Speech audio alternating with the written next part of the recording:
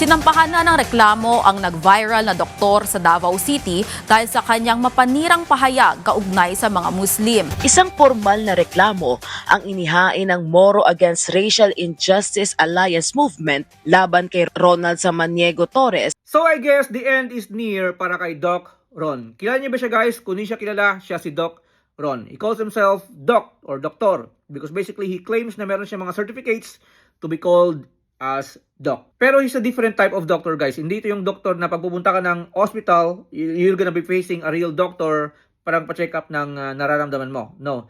He's not a physician or a medical doctor, guys. No. Different field of or different type of doctor ito siya. For you guys, I'm one of a kind. I'm the LeBron James of my profession. I'm the King Kong of this profession. I'm from Chicago, Illinois. I have over 25 years of international experience. Kung experience nyo, Pilipinas lang, hanggang doon ka lang to. But going back to the issue, guys, si Doc Ron basically ay nataguriang the greatest or the cloud chaser, these days. Kasi guys, basically yung content nito is pambabash ng mga tao. Cloud chasing ang tawag ng karamihan dito kasi basically you just want to grab some attention from different personalities, Kasi basically guys, yung content nito is yung pambabash ng mga tao, different personalities, mga sikat na content creator dito sa social media.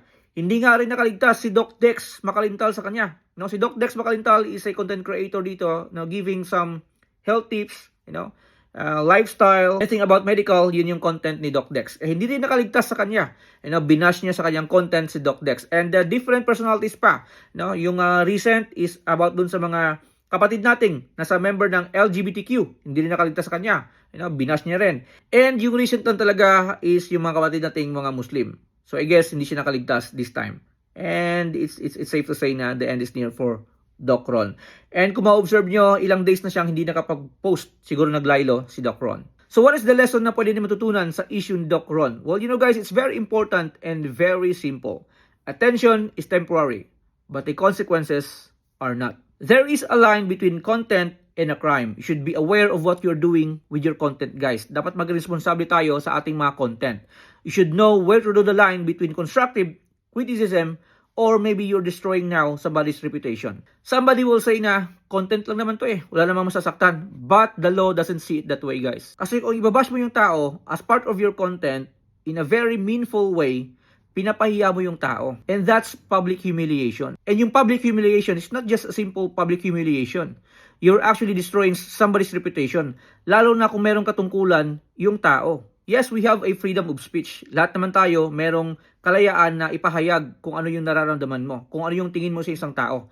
But you should know where to draw the line. Kasi baka hindi na nga constructive criticisms yung ginagawa mo, kundi pamamahiyaan ng tao and you're destroying somebody's reputation. You have to remember, guys, that not all attention is a good attention. So that's the story for today, and Papagoy once again saying keep telling stories that matter.